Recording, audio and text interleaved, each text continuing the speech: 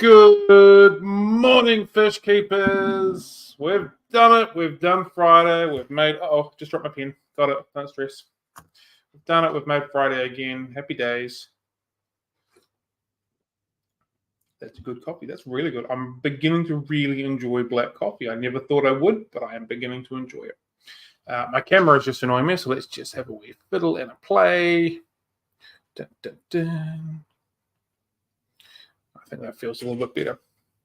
All right, hello Renee, how are you doing? Cool. So, got lots of my little report card to read out and talk about today. First of all, John is not with us in the sense of being on screen today. He is manning the comments. He's got his little granddaughter with him, and so he's going to be kind of on and off. I believe she's under 2 or in that kind of age range, so he'll be sort of on and off as far as potential screen. So we just thought it'd be easier for him to just man the comments. So if you want to get chit-chatting, John will be there having your full attention and conversing with you quite nicely. So, yeah. Good morning, Gary. How you doing, mate?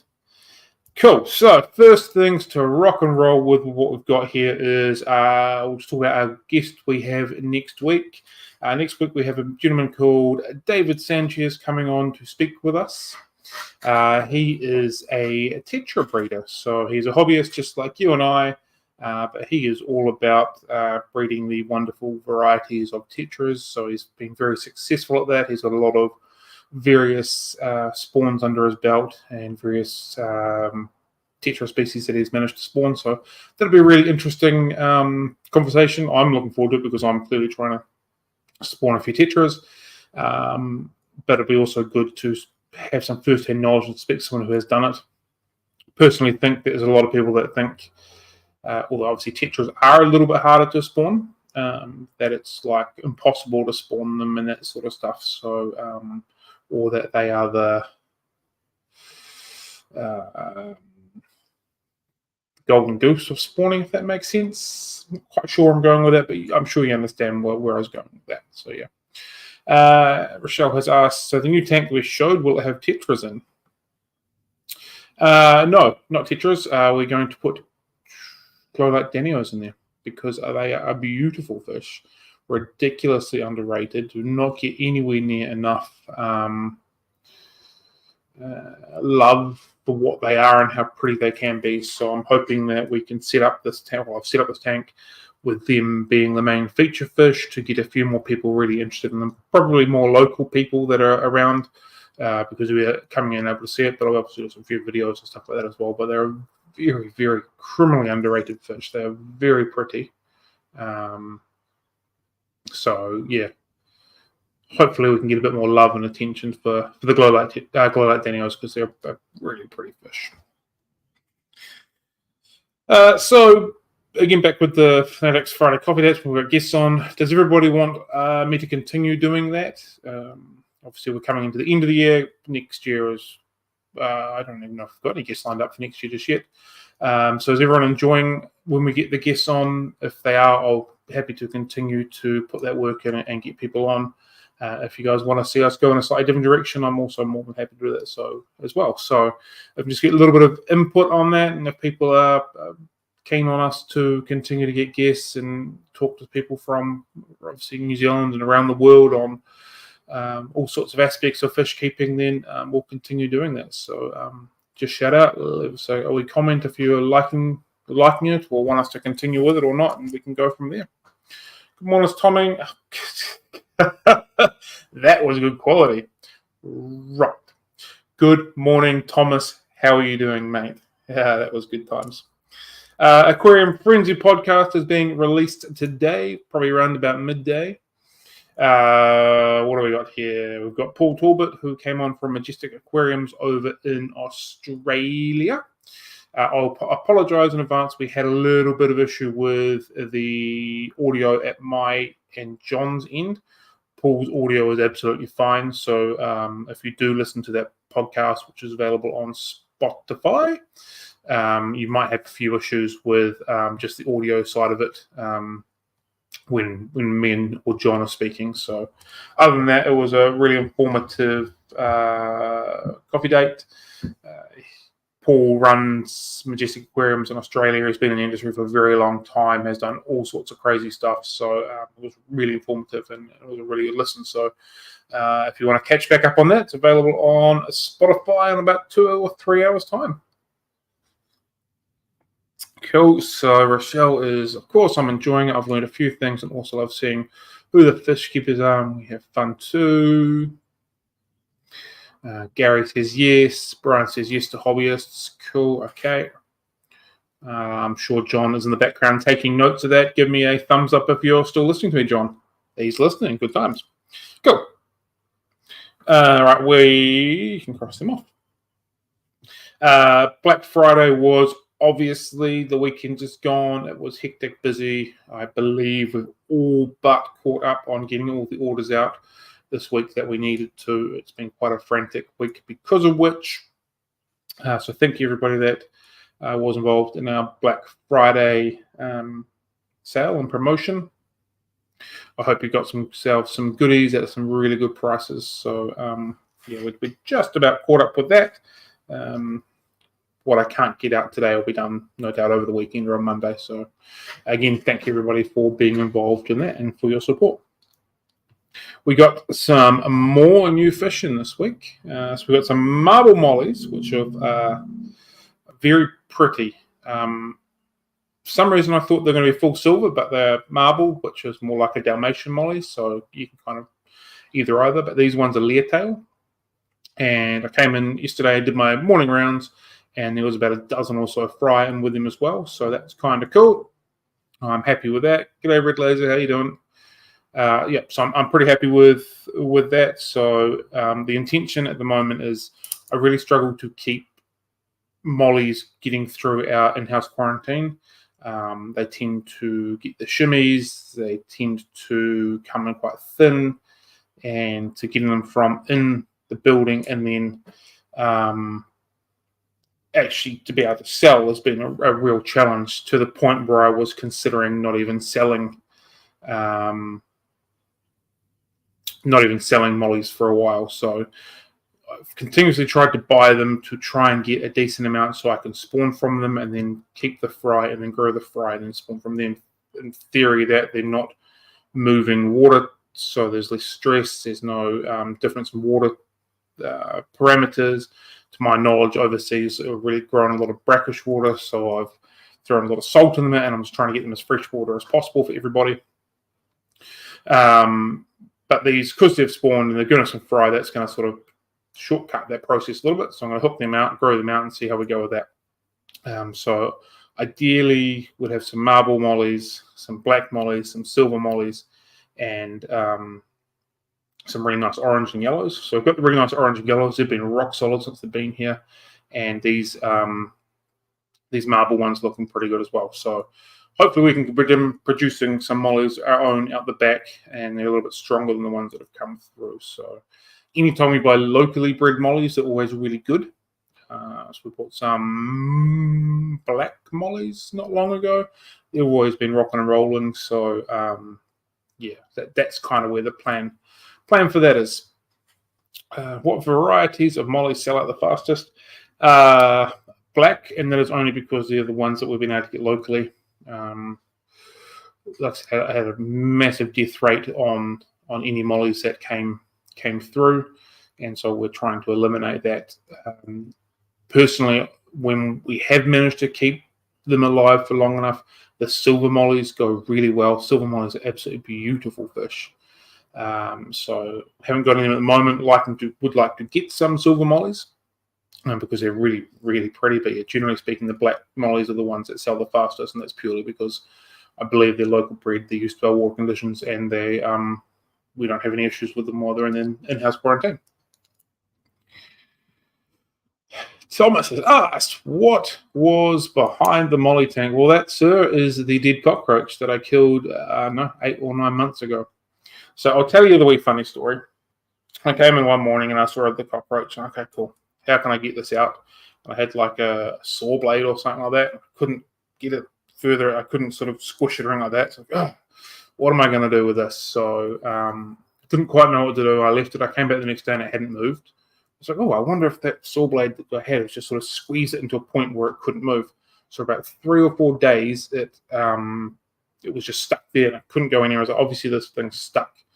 We had fish in the tank at the time going through quarantine. So as soon as they were out, I lowered the tank water and just pushed the tank back and squished it. So I've left it there just as a wee warning to all the other cockroaches in the area. Don't come around here or you'll get squished as well. So far, so good, except for the other one that I managed to squish about 3 back. So this will happen about the start of winter, middle of autumn. So middle of autumn. Is that the right way? Yeah. And haven't seen any since. So I think my wee warning for that guy has worked. So I think we should call him Charlie the Cockroach. I don't know why. It seems to be a fitting name. So that's what's going on with that one. I get asked about it all the time. People continue to say it's alive. I can assure you it's definitely not alive. It's gone. And I think, fingers crossed, there is no more hanging around. It's just part and parcel of what it is. I've got a butchery right next door. I've got a chocolate factory right over there. And right on that side behind me is a coastal highway with lots of flax. And cockroaches love flax. And then we're giving it the ultimate combination. We've got plenty of water. We've got plenty of food. And we've got plenty of warmth and humidity. So, like, cockroaches love the environment we've got. So, yeah, but recently I haven't seen any, so we'll see how we go. Can you tell us more about that plant in the glow light tank? I'm assuming you're talking about the Crinum calamistratum. Yeah, so it is an onion plant from East Africa, from memory. They're fairly rare in New Zealand. To my knowledge, I might be the only one that has them. There's probably a couple hanging around. John, you're obviously back on the seat. If you want to jump onto the website or even if you just Google Crinum calamistratum, there's a blog I wrote about it maybe 5 years ago. If you want to link that into the chat, that'd be cool. So it's a really big plant. Gets quite large. I think it's quite a majestic plant. The leaves are nice and thin, and they're not wavy, but they're kind of crinkly wavy, if that makes sense. They hate being transported. If you can get them through transportation or being moved, they are normally really good.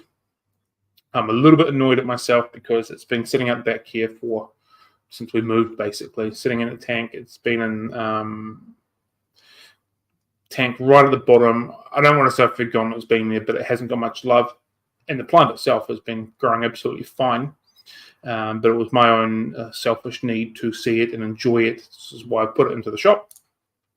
As I pulled it out, unfortunately, it looked like there was a baby plant that had begun splitting off it. So they, to my understanding, they'll have a wee bulb and they kind of push a little new plant out beside it. I've never produced them before. So I was absolutely gutted because it looked like it was splitting out to another plant. So obviously it was really comfortable where it was, and it was beginning to produce. But it was just my selfish desire to enjoy it more often that had me move it. So I hope that I haven't messed it up, and I hope it will continue to produce extra plants in the new tank that it's in, because, like I said, it's not the most common plant, and it would be great to have it sort of pushed around to some other people. Because they're a very, very cool plant. John will link the blog that we wrote to it at some point when he gets back onto the computer. Where else will we? Oh, I was talking about the new fish. Gold mountain minnows came in. They were looking spectacular, as they always do. We had some red honey gouramis, which I'm really, really impressed with. Sometimes red honey gouramis, they look a little bit washed out from, like, even after transit, which when they're sitting here, they look a bit washed out.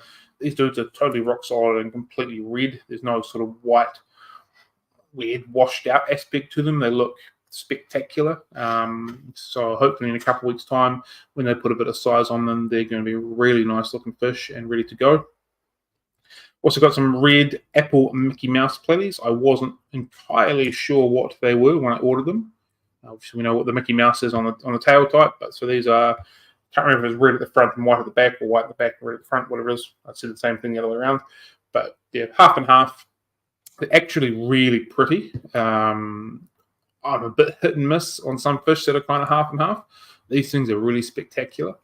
And I have a wee feeling they might be another platy that gets left out the back and spawned from, because they're really pretty looking fish. So, yeah, I think they're really nice. I might take a small group and sell the rest of them, and then so we can continue to produce them, because they're really nice looking fish, and I was really impressed with them. And we've also got some pea puffers in.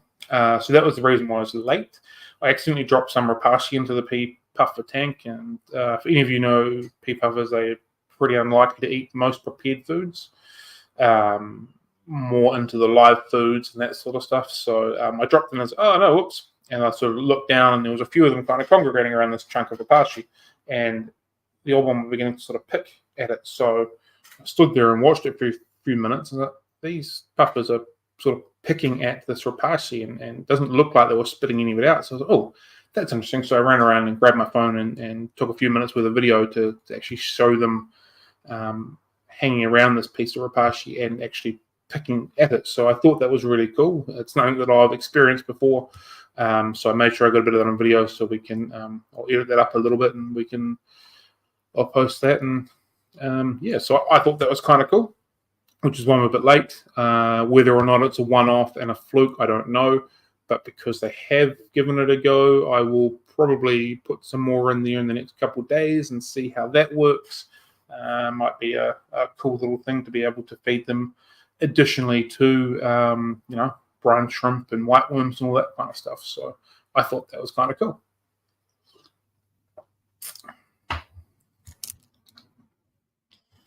Where am I at? There I am. Cool. So due to be released from out the back, probably early next week. They've all been through 2 weeks already, so probably early next week will be 2.5 weeks. They're all rock solid. There's no dramas with them, which is why I'm happy to release them a little bit earlier than the three week that we have been holding on to them. We've got yo-yo loaches, which are really cool. We've got a huge amount of cherry barbs, which we'll touch base on a little bit later. Clown loaches, which have been rock solid. I've got to contact someone regarding how many they want, so we might only have a few of them because they ordered them for someone. I'm not entirely sure how many they want. Pearl Danios, which are looking really cool, which are absolutely underrated Danio. As they mature, the blue on them just gets phenomenal. They are zippy, they are fast, they're full action jacks, and they're a really cool fish that just, again, don't get enough airtime. So they're ready to rock and roll. The kind of fish that when you see them in the shop, they're a little bit silver and just have the hues of blue, but as you get them home, when they get comfortable, when they're in like a really nice planted tank, the intensity on the blue is just phenomenal. So yeah, really underrated fish that just need a little bit more airtime, and do a lot more people appreciating them. We've got some huge rummy nose tetras that came in. If you're looking for a breeding project, they would be the ones to buy. They're already very, very large. Different tell the males to the females. Yeah, very, very big fish. And also some cardinal tetras coming out as well. So there's a few coming out. I think there'll be another release in about a week and a half's time after that as well. So we'll be pretty well stocked up pre-Christmas.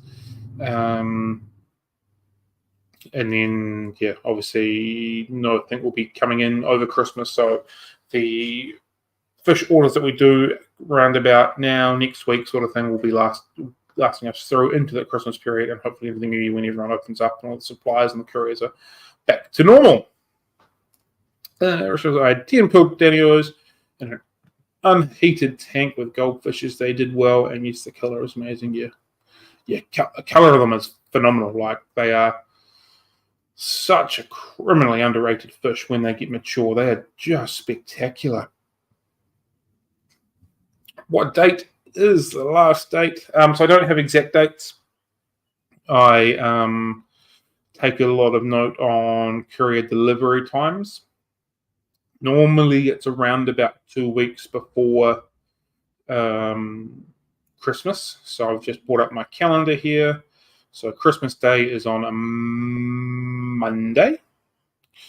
So that would probably mean that around about the week of the 11th, 12th, 13th, in that kind of mark would be when we look at finishing sending live fish and snails.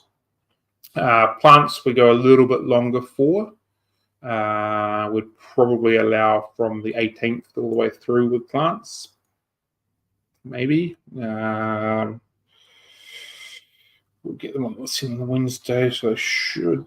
Yeah, possibly the week of the 18th will be the last time we do plants. But yeah, likely around about the 11th will be the last time we send fish for the 11th, 12th, 13th sort of thing for the year.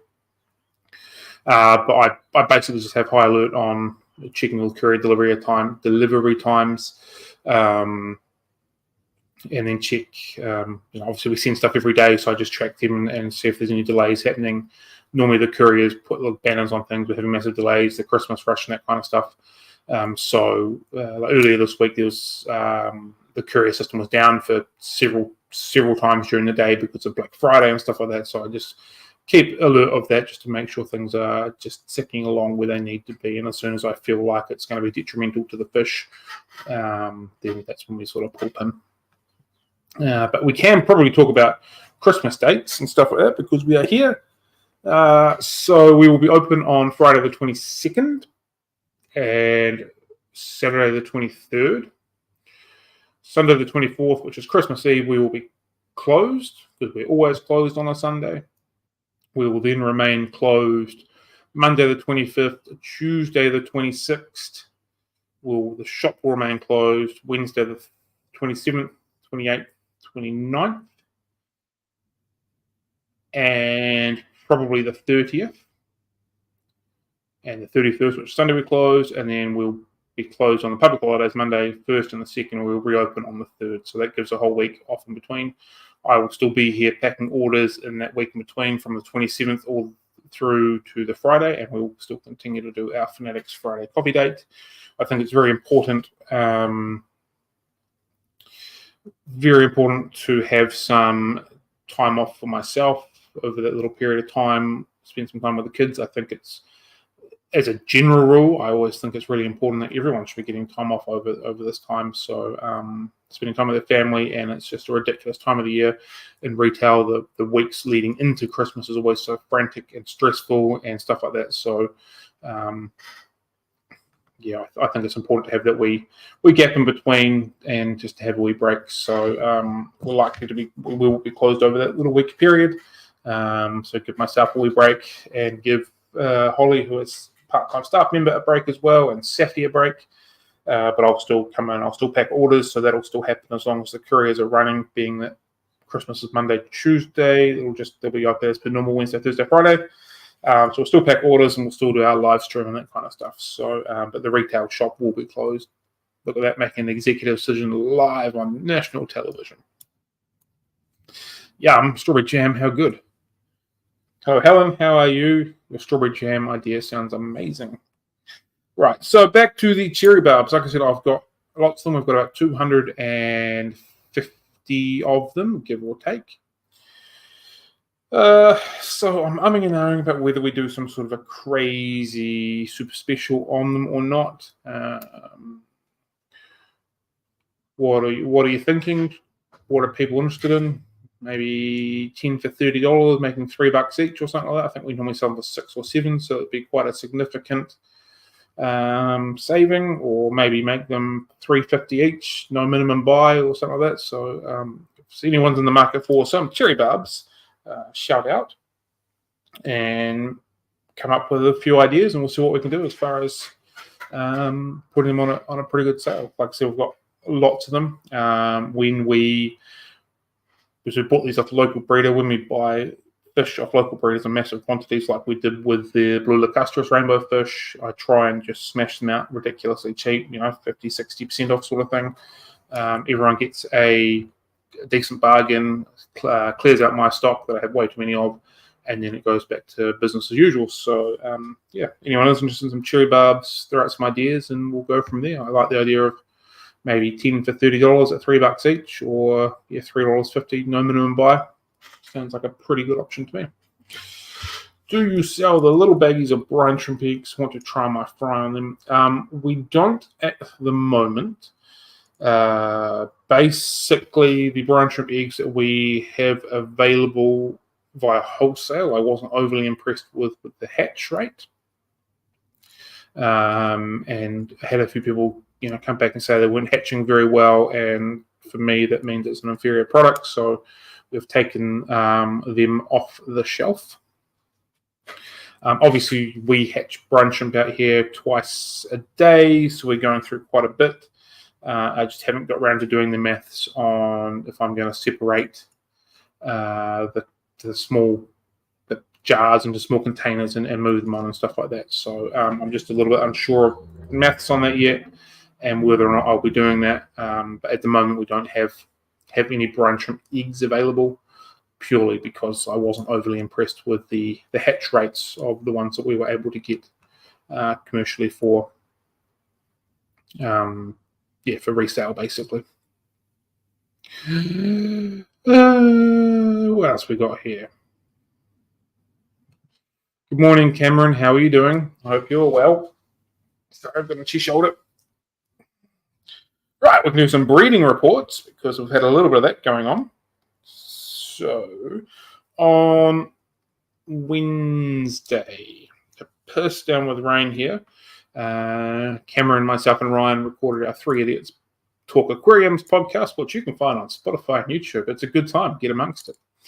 Anyway, so we finished recording our podcast. I pulled up the curtain, and it was absolutely pouring down with rain. And I thought, I'm not going to miss this opportunity to try and trigger some cories. So went out the back. I had not intended on doing large water changes, but I did a lot of large water changes on all the corridors, and because of which we had a dolphin, stir-buys, gold lasers, and bronze all spawn. So that was awesome.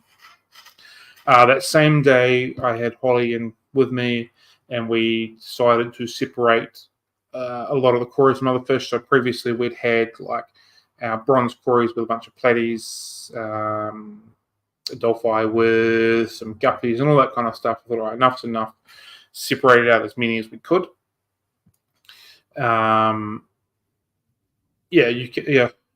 You absolutely can jump into the stream if you want, Cam.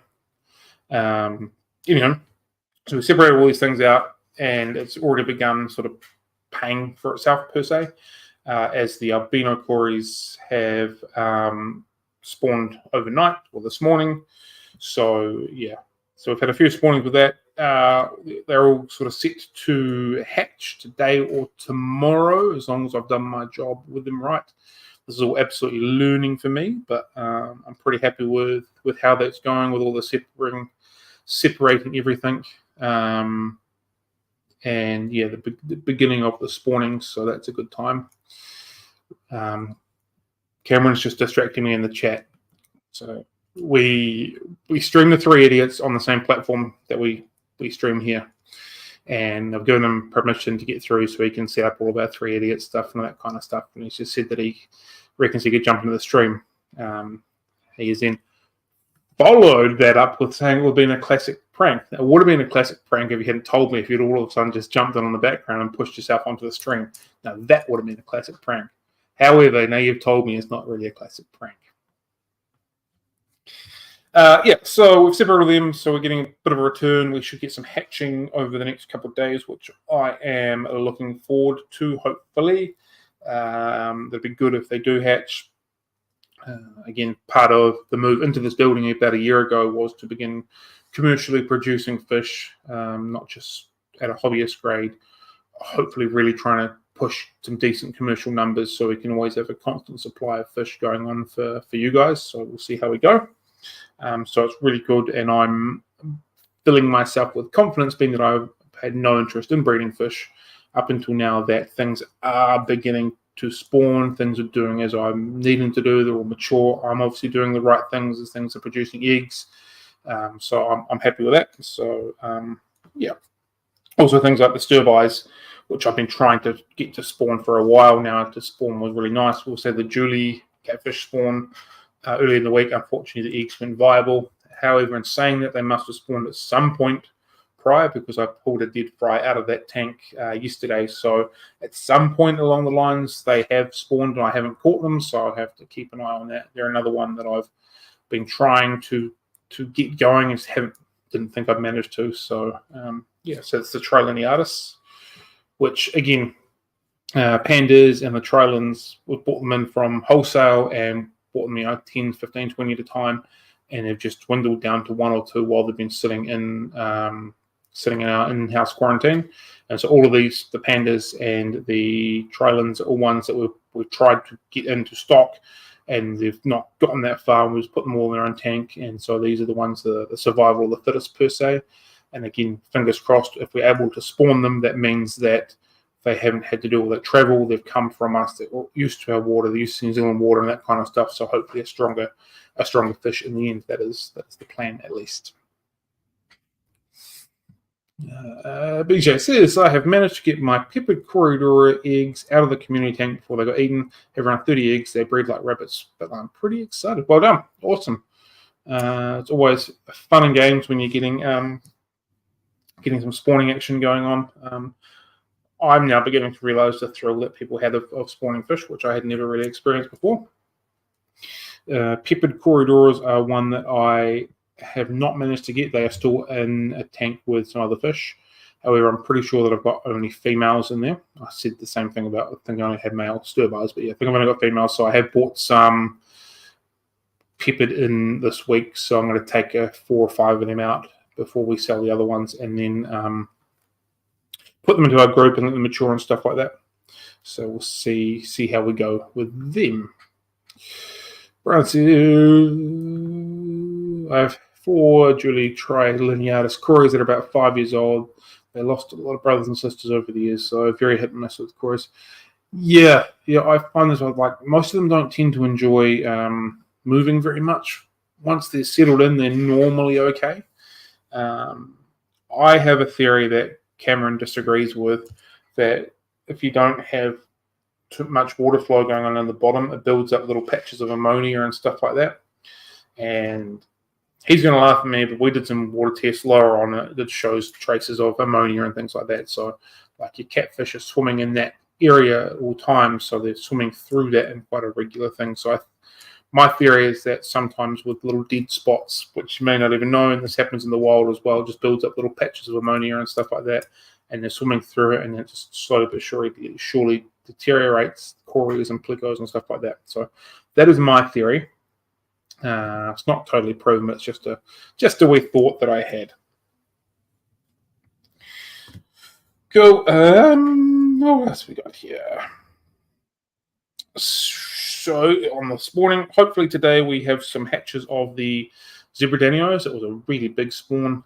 It's the first time I've got a decent amount of eggs from them. I don't know the first time I've got eggs from them. So they should be due to hatch today or tomorrow.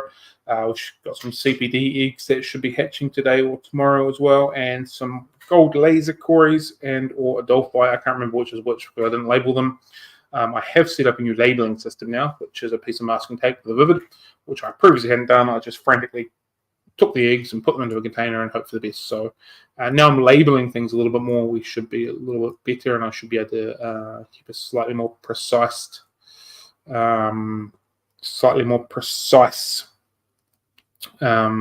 look on what's going on and how to raise the fry and stuff like that. Unfortunately, we pulled the green severums over the weekend, and it looks like they've all gone to muck and mold. That could be why the parents had been eating them on a regular basis. Could also be because I'm not very good at hatching fish and I might have done something wrong. But they look like they've all gone gross, unfortunately. And I managed to get some CPD fry about a week ago. I think we had 3 or 4, but they have all perished as well. So somewhere between hatching them and them dying, I didn't quite do a good enough job. Probably didn't quite give them enough food, is my guessing. Small enough food because they are tiny. And so that might have been that. So hopefully this next lot that comes through, I'll be able to do a little bit of a better job with him. Cameron has told me to reveal my Spotify Wrapped. I have done that. I've done that on my own personal page. Thank you very much. Next week, we should have all of our Christmas stock arriving, including Sarah Insect, which I'm pretty much sold out of, which is a phenomenal product. We'll get some NLS back in, a couple of various Sakari products. Fluval stuff, JBL, and some Aqua1 stuff. So that pretty much stocks us up through to the Christmas period. Safe, I can order some safe this week. So I do an order with the supplier that does safe basically every week, so I can add on bits and pieces from them quite regularly, which is why sometimes we're quite low on stock in their products, because it just rolls in and out every week anyway. So then I can order some safe for you. I'll just write that down. That's a safe bit. Good work, Cameron. So yeah, we'll get some safe in. So yeah, so CKM, API, Omega. I think there's another product that comes from the one supplier we order from every week, because they do live plants, and we order live plants every week from them. So I just, tag on bits and pieces that I need. So yeah, things like Prime and Flourish and API test kits, if they're out of stock, they're not normally out of stock very long, because I just replenish them every week as required. So I can get some safe for you as well. So it's that one. And if you've been following us on TikTok, and I think you should, you'll see that we set up a new planted tank yesterday. Well, it's been in the process of being set up for about a week now, but we pulled it apart, planted it up yesterday. Finally, the piece of wood that I had was originally waterlogged, and they decided to not get waterlogged, is now waterlogged. So we planted that out yesterday. Obviously, the Crinum calamus was in there. It's a beautiful plant. Loaded it up with some Echinodorus Pravifolus, which is a plant traditionally I've really struggled to grow. I've got it growing at the back, so I don't know how many times I've tried this plant. Planted them all at the same time. One immersed is going okay, one submersed is going really well, and then all the others I grew on separate tanks have gone to junk on me. So whatever tank, or that one tank is doing well, whatever I'm doing, we'll leave it with that. So I put a couple of them into this planted tank. Hopefully they go well as well. I think they're a nice little puffy, compact sword plant, and I thought they'd be quite nice as a little foreground plant. So that's where we put them in a little 2 or 3 little clumps. So I think they'll be quite nice. Put some Helium Talenthius. I've totally butchered that name, and it's just gone out of me as a wee carpeting plant. Some Cryptpechi as sort of a mid to low ground plant going through a gap, which is nice, and some Crypt Glace, which isn't the most common crypt around, but I think it's a beautiful, beautiful crimson sort of color on the underside of the leaf with a nice spade shape. So it's a mid-ground plant. So I'm hoping that it'll kind of just taper up quite nicely towards the middle. I've put a dwarf aquarium lily, the rubra variety, which is the actual dwarf aquarium lily. There's some going around that I don't believe are the actual dwarf aquarium lily. I think they're a slightly different variant. So these ones have the, you can't even see my fingers, the spade type look to the leaf, and they're almost a pinky peach color. So they're a slightly different leaf form to the other ones that were going around, which are equally a very nice aquarium lily, but I think they're slightly different variety to the rubra. That's what we've got growing on. And I was umming and ahhing whether I chucked my Ocelot in there and my Hormani, or all my Hormani, and I decided to throw both of them in there because they're both spectacular plants. I'm trying to go for a bit of a jungle type theme, so I think that'll fill out the back quite nicely and give those glow light Danios a really good place to swim in and through. So that's kind of what we're going there. I'm going to add some Sunset Polysperma into it as well. Again, it's a really spectacular color. Get some gorgeous pink colors to it when it's mature and in the right conditions. And possibly Macronada might go in there, or Rotala rondifolia is another option that I'm sort of playing around with to get a little more color into it and get some stems in there as well. So that's where we're at with that. You can see the video of that on TikTok at the moment, or we put a post of that on our Facebook page this morning. So I'm happy with that. I'm really looking forward to seeing that growing a little bit.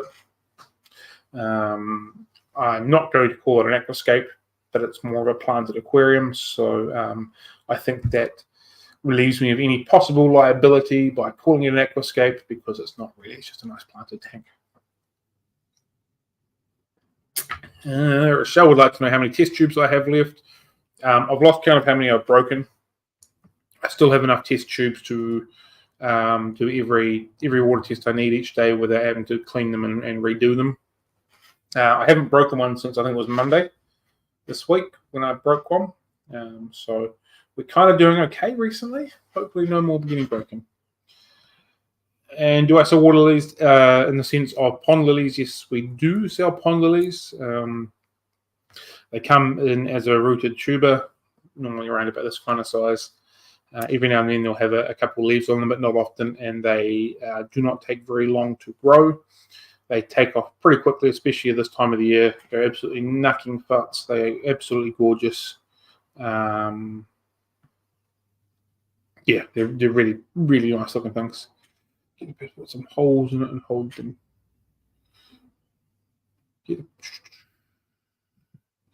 Get a piece of wood and put some holes into it and hold them. Hey, we're talking about the lilies, putting some wood and getting them to hold them. I always thought just getting like a pond basket and some pond soil or gravel or what have you was the best way of keeping them down. I've never thought of that, but that sounds pretty cool, unless we're talking about a totally different plant altogether. So yeah, cool. Oh, for the test tubes. So right. Yeah, so it's not... I'm assuming most people are thinking that I'm breaking the test tubes when I'm like dripping the solution in or putting the water in or something like that. I personally haven't broken one yet at that stage. I think Holly has broken one. When I'm breaking them is when I'm walking from one side of the hatchery to the sink on the other side, and my hands are full of them, and like I thought I've got the grip, but obviously a little bit wet and a little bit slippery, and then they just drop on the ground. So it's not so much when I'm using them, it's when I'm taking them out to clean them. So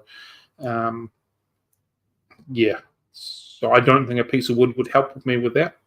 And I guess need to also take into account that when we're dropping them in big numbers, we're testing 10 tanks a day and obviously 3 tests each day as well. So it's 30 tubes. So although I was dropping, one every couple of days, when you're looking at, 30, 60, maybe 90 tests between dropping one, it's still quite a few tests, and like you're putting it into hobbyist proportions, and like I do a water test in my tank once a week and I drop one every 6 months, it's still probably about the same kind of ratio to the amount that I was dropping for the quantity that I was dropping.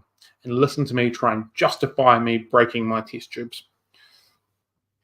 And I did that. I put them in a little plastic container, and I stopped breaking them pretty much after that, except when I forgot to put them in the container and just grabbed them because I was in a hurry. So yeah. Cool. That is all that I have on my list of things to talk about. So I hope you found that pretty interesting. So if we want, we can just ramble on about aquariums for a little bit longer. If there's anything that anyone's seen recently and they want to talk about and bring up, we can do that. If there's anything you want me to bring up and talk about, we can do that as well. Often Rochelle will say, why don't you talk about XX fish, which we can also do if that's what you want. I've got no dramas there. So I'm open to everyone's suggestions and thoughts. And we'll go from there. Talk about how crap our bowling is. So this is cricket chat. It's totally off topic. I actually think that if that Bangladesh batted really, really well yesterday, credit where credit's due, they bowled quite well. Also, they're about to bat on a day 4 wicket. Commentators are saying it's not doing too much, so it might be a little bit of a different wicket to what everyone was expecting. Doesn't look like the cracks are breaking up that much. So yeah, I'm not entirely sure I'd say that our bowling has been all that bad. I think credit where credit is due. That the Bangladesh batters were batting pretty well. Imagine having a New Zealand spin bowler not bowling 74 half. Yeah, well, that'll be cool. I'll give you that. Absolutely. Diamond Tetras are the best. Self-replicating. Yeah. They are absolutely on my list of things to grab. I think I've got a few in the shop at the moment that I was going to take out and grow out for a little bit like that. At the moment, the shop supply is pretty low, so I don't want to take too much from the shop. But once these next couple of weeks worth of releases come through, we should have some more fish. So I'll take a small group of diamond tetras out and I'll have a wee play with them, because I agree diamond tetras are really spectacular. So we'll give them a go and see if we can produce some of them as well. Also, a fish that seem to come on and off of the list fairly regularly, go through patches of them not being available and then come back on again. So it would be nice to again try and have a nice constant flow of them for the shop. Obviously, because we do a 2 or 3 week in-house quarantine, so like these dwarf pufflers, for example, they've come on this week. So, I've been looking for them, and they've gone through various shops, and they'll be there and taken. And so ours obviously a little bit more delayed. So sometimes some fish, the hype, so to speak, people be and get them before that. So if we've got our own constant supply of fish, there's hopefully trying to be no lull period of people always looking for stuff, because we've got them and we've got them when we need them, if that kind of makes sense. Will Pearl Danios eat pleco fry? The old classic, if it fits in its mouth, it probably will, but I would like to think they are very unlikely to do that. Only really bigger fish tend to eat pleco fry in big numbers, so I would say unlikely that they will eat the pleco fry.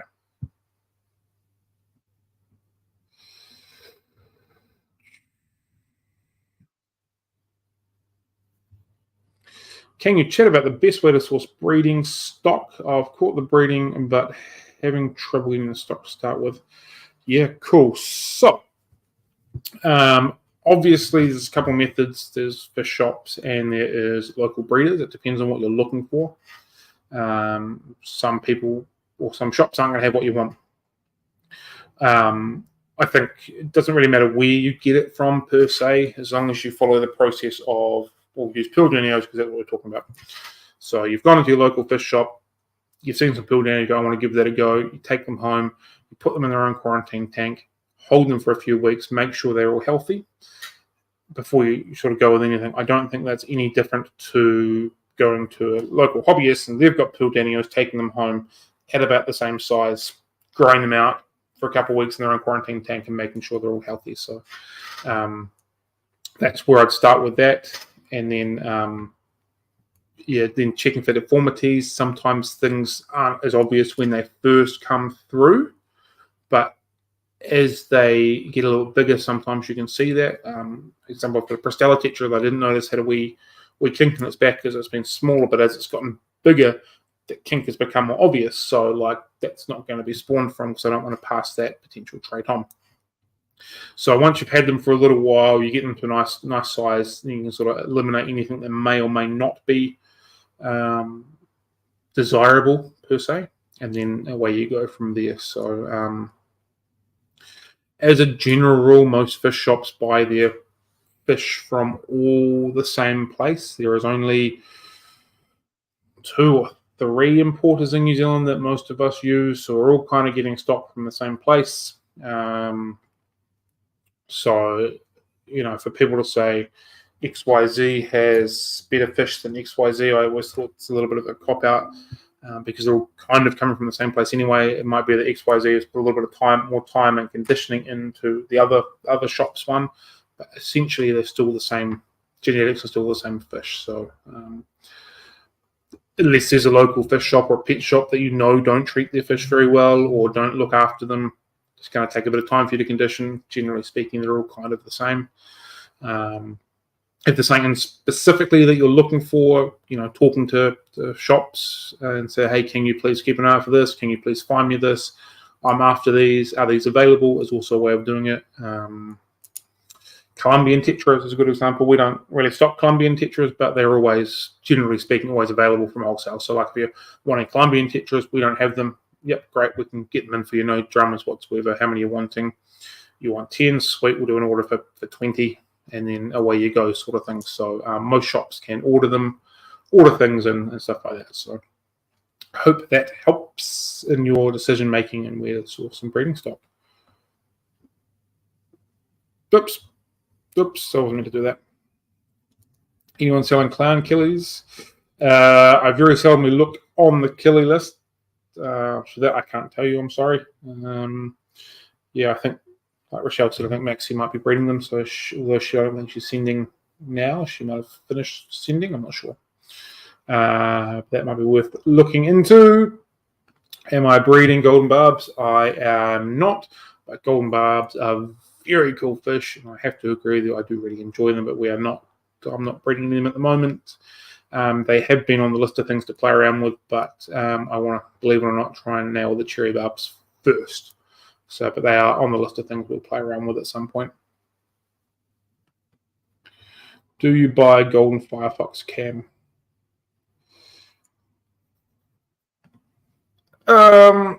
Yeah, trophies aren't really a fish that we have too much interest in carrying. I have very little interest in carrying African cichlids.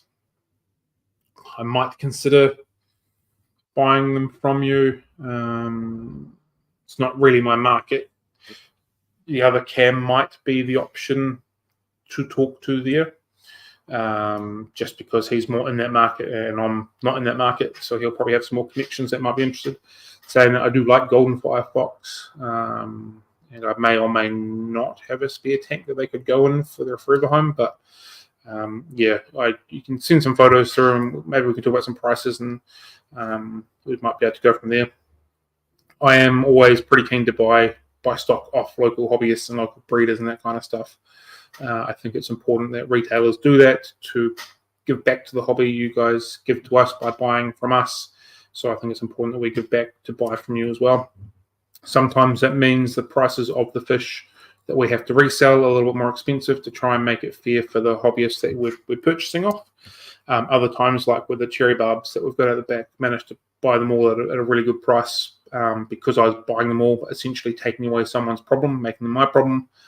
So I got them for ridiculously cheap, which means that then we can pass that savings on to you. So it's kind of a win-win for everyone. So it's a bit of a swings and roundabouts. So as I mentioned in the TikTok video I did earlier today, I actually bought 30 pearl gouramis yesterday off a local breeder.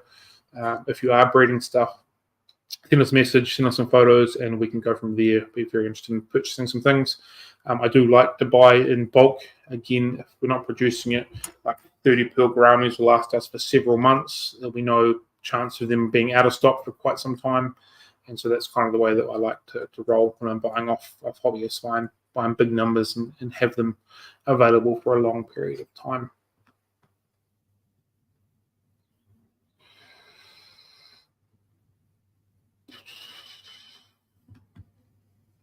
Pick up 3 whiptails tomorrow for the big tank, not kept them before. What sort of whiptails? Are you talking about royal whiptails or red whiptails? We'll further that a little bit more once we get that answer there.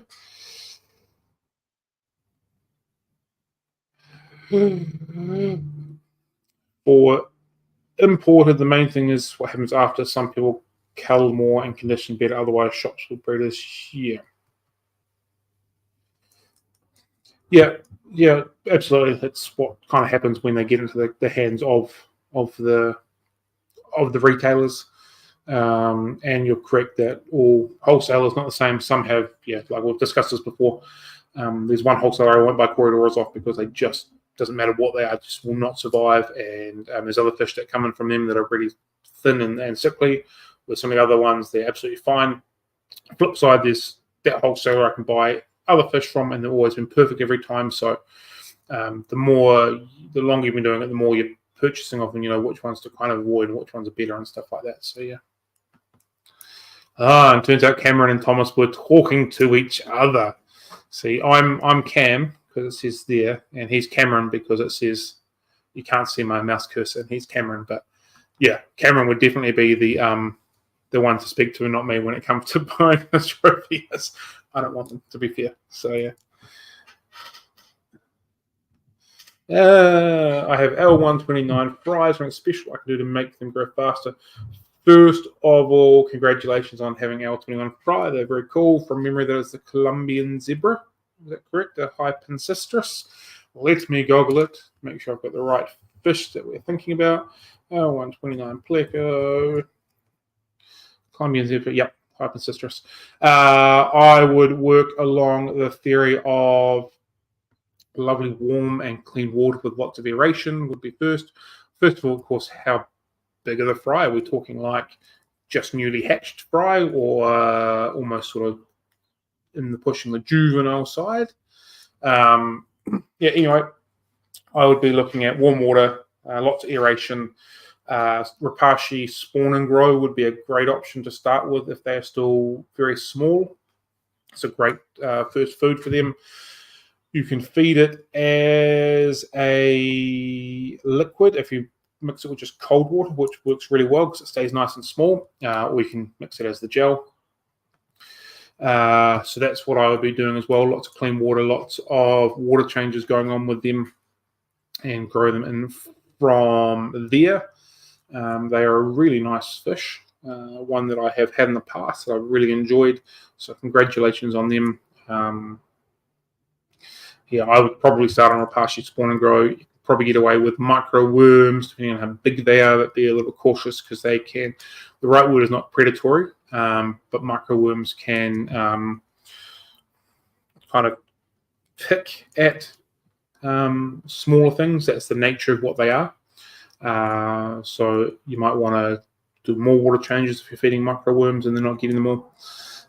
If you have some botanicals hanging around, you can put that into the tank as well. They'll sort of chew on the biofilms on that as well. So if you've got some leaf litter or bits of wood and that kind of stuff, chuck it in there. Obviously, give some refuge at the same time, but it'll also allow them to sort of chew off little micro algae, microfilms, and that kind of stuff, which is fantastic for them.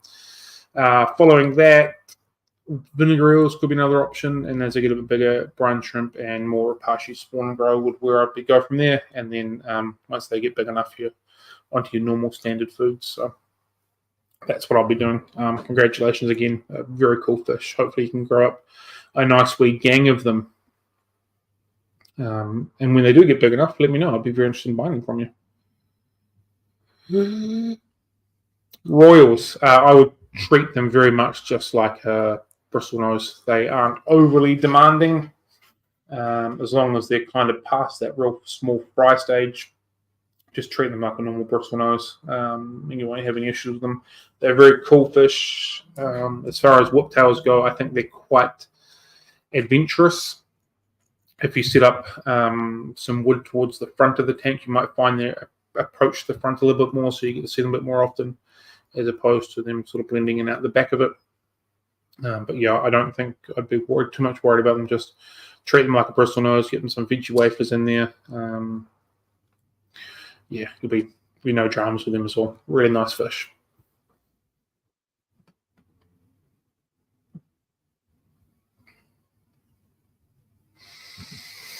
DJ says, we don't really have a local fish shop or any animates. When trying to buy online, I'm told they're unsexable. Do you just order a large number and keep fingers crossed?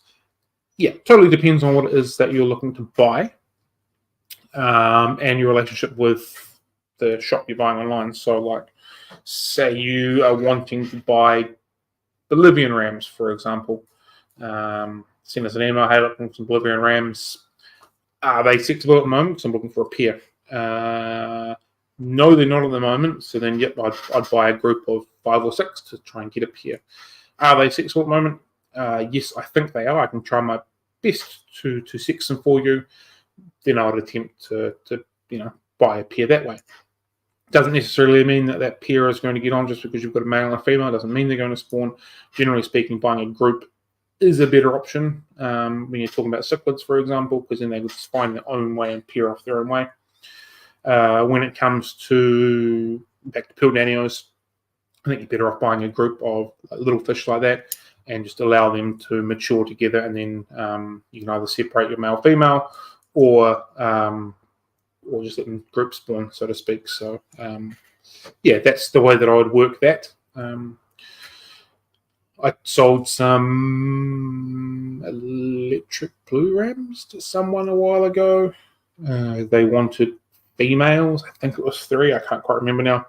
And I was sexing them to the best of my ability, thinking they were females, and turns out they're all males. So, like, everyone still makes mistakes. That totally wasn't intentional. It just unfortunately happened. So you've also got to take that into account as well. If you're saying, look, I want a pair, yep, cool, I can give it a go. I think this is right. We're still dealing with, generally speaking, younger fish, and sometimes the shows and the tails can be a little bit off still. So that's why when buying cichlids, I always thought it's just a better idea to buy a group of them and then let them mature onwards. Saying that sometimes it is very obvious a male and a female, and it's not going to make any difference. So that's kind of where that's at with that.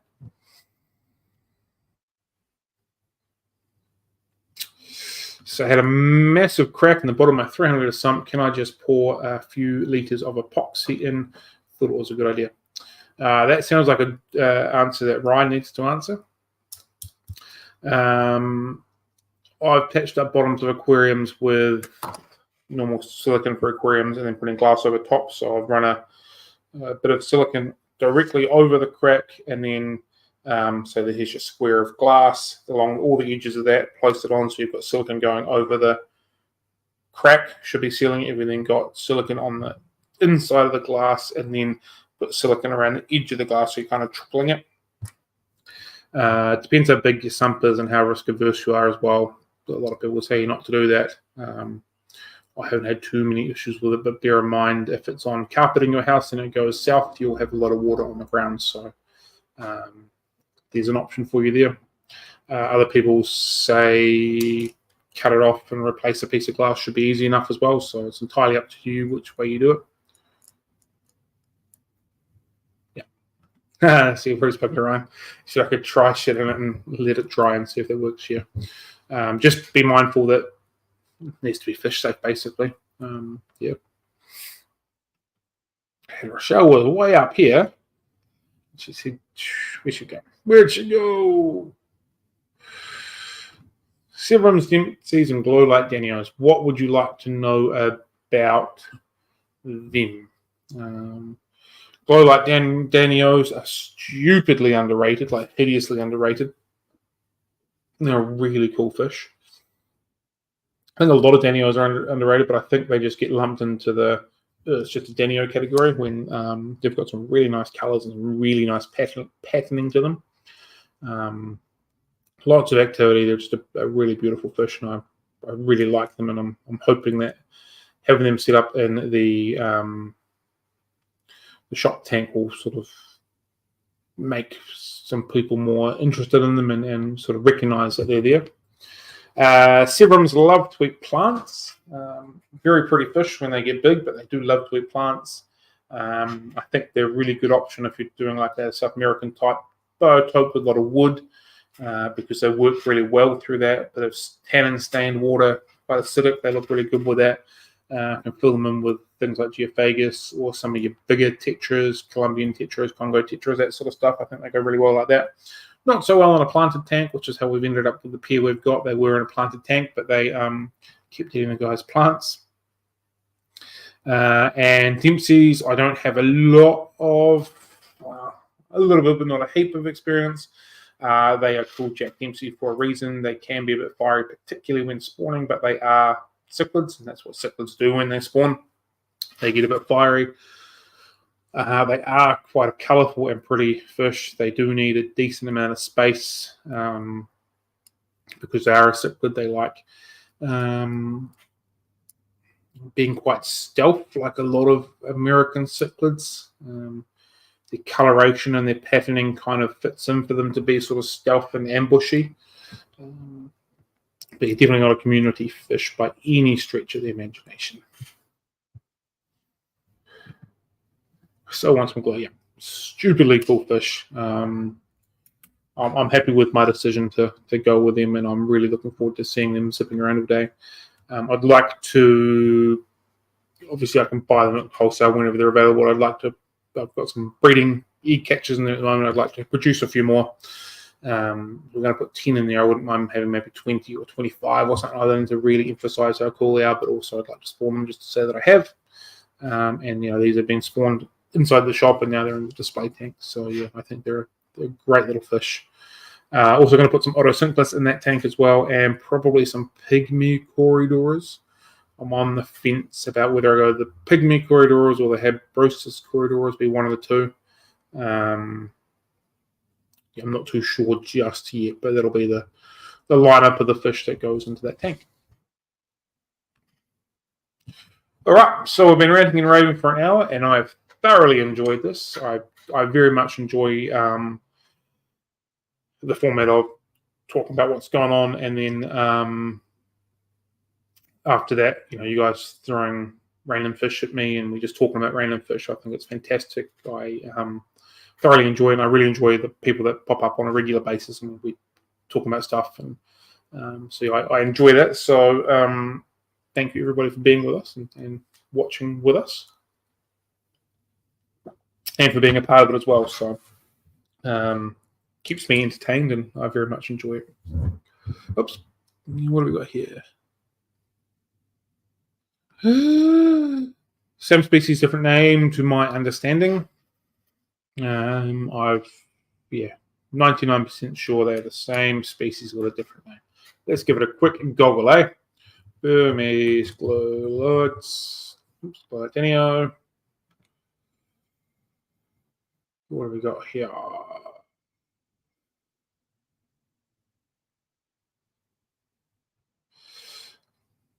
Caprea.